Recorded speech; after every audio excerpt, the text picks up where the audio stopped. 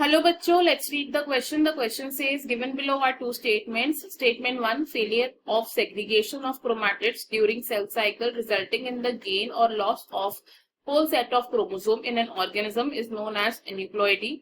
Statement 2, the failure of cytokinesis after anaphase stage of the cell division result in gain or loss of chromosome is called polyploidy.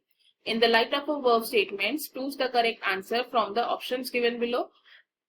इस question में हमारे पास दो statements given है and हमारा जो की concept use होगा इस क्वेश्चन में that will be chromosomal disorders. Chromosomal disorders. Chromosomal disorders दो वजह से हो सकते हैं.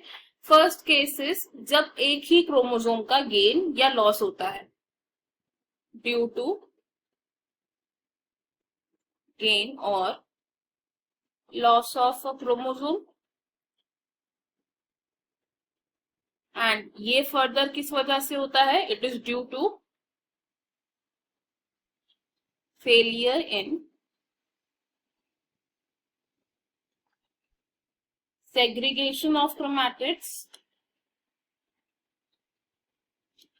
during anaphase stage of cell division. तो एनाफेज के दौरान अगर क्रोमैटिड्स ठीक तरीके से सेपरेट नहीं होते हैं तो इसकी वजह से गेन और लॉस ऑफ क्रोमोसोम हो सकता है इन द प्रोजेनी एंड इस कंडीशन को हम बोलते हैं एन्यूप्लॉइडी. और एन्यूप्लॉइडी का सबसे कॉमन एग्जाम्पल है डाउन्स सिंड्रोम. डाउन सिंड्रोम में क्या होता है?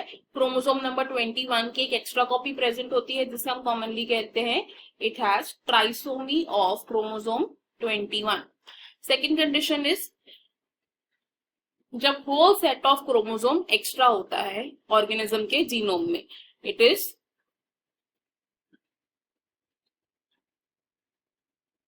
Increase in whole set of